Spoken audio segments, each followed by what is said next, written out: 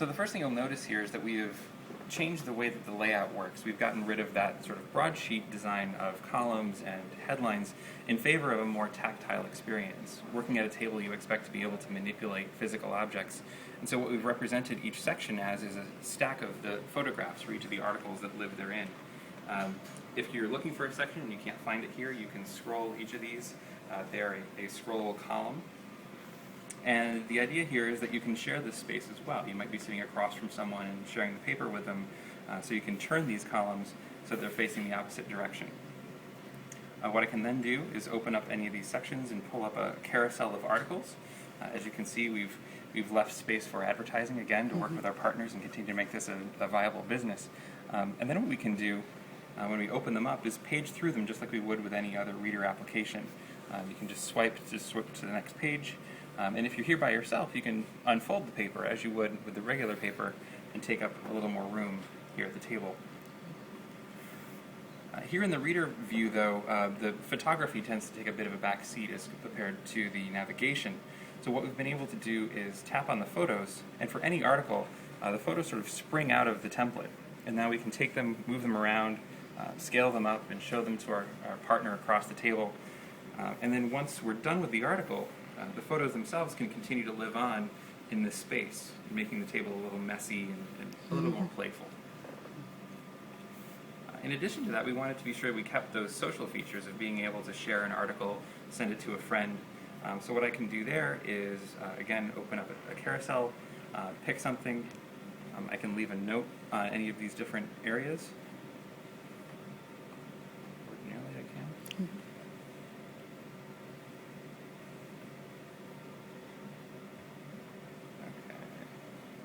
So what I'm going to do there is just find the one that we did before.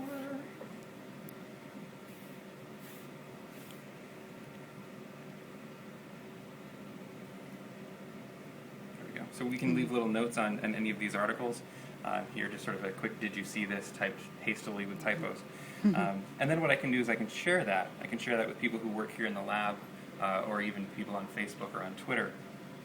But then that begs the question: how do I announce my presence to the table? What's my feature for logging in? It didn't seem right to be able to walk up and type in a login, or even have it scan your hand necessarily. But typically when you get home at the end of the day, you throw your keys, your phone, your bag onto your kitchen table.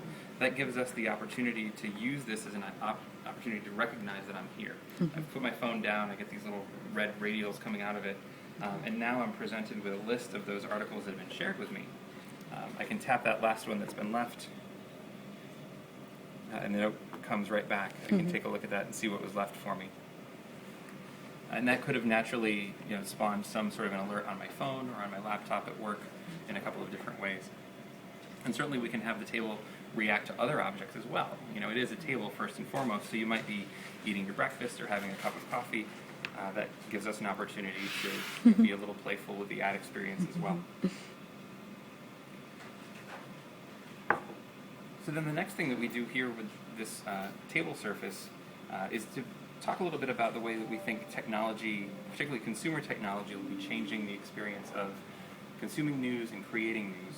And so what we've done here is to use this application as a way to learn more about different devices.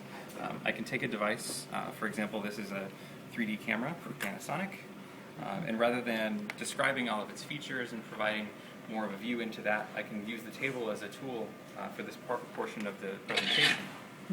I get a price tag that shows what kind of a device this is, what its model number is, a range of prices that we were able to find on the internet, as well as an average of the reviews that we found. And then we can attach content to it as well. For example, this is an article that was written back in January that compared the Panasonic camera here to another Sony camera that was similar and came out about the same time.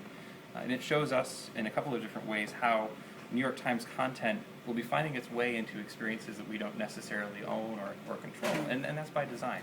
We'll be doing a lot of work in tagging our articles with different locations or people or concepts and opening that up to APIs and developers where they can build them into their own experiences.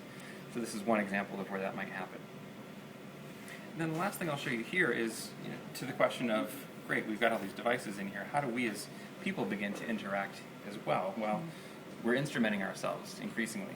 For example, this is the docking station for a Fitbit. I'm get that out of your way. I've been wearing one of these for a while here in the lab. It's just a simple electronic pedometer. It'll track how many steps you've taken, and you can use this dock to sync it up or to charge it and bring that information into a service that shows you how much activity you've had over the course of the last few days, done in 15-minute intervals.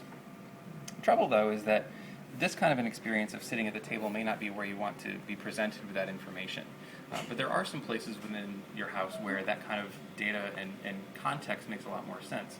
So, for example, getting ready in the morning, you might be weighing yourself, checking out your figure, seeing if your clothes fit really well. Presenting you with this kind of information might help provide some sort of a behavioral cue. So what we wanted to do is build that experience. And unlike the table here where we were able to use a commercial product, we actually had to build that ourselves. So we built a magic mirror, which we'll show you next.